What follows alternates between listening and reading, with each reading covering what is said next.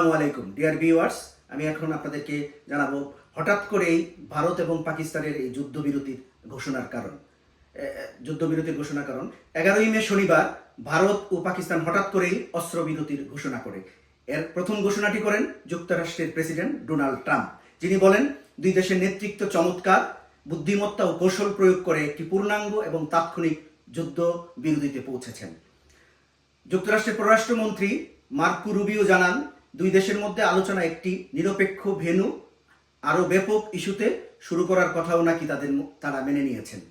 পাকিস্তান এই প্রচেষ্টায় যুক্তরাষ্ট্রকে ধন্যবাদ জানিয়েছেন। ভারত কর্তৃপক্ষ জানায় যে এই সংঘাত সাময়িক বিরতি হয়েছে দ্বিপাক্ষিক যোগাযোগের মাধ্যমে, বাইরের কেউ মধ্যস্থতা করেনি। তবে মার্কিন সংবাদ মাধ্যম CNN এর অনুসন্ধানী প্রতিবেদনে বলা হয়েছে যুদ্ধবিরতির এই আকস্মিক সিদ্ধান্তের পিছনে কাজ করেছে ভীতিকর একটি গোয়েন্দা তথ্য।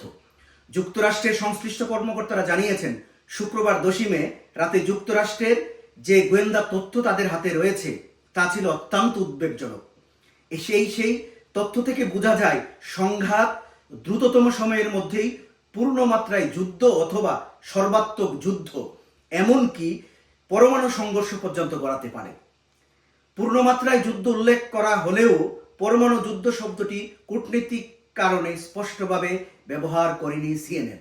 এই তথ্য পাওয়ার পর মার্কিন কূটনীতিকরা তাদের অবস্থান বদলে সরাসরি আলোচনায় নেমে পড়েন এবং কয়েক ঘন্টার মধ্যেই দুই দেশের একটি অস্ত্রবিরতির চুক্তিতে আনতে বাধ্য হন।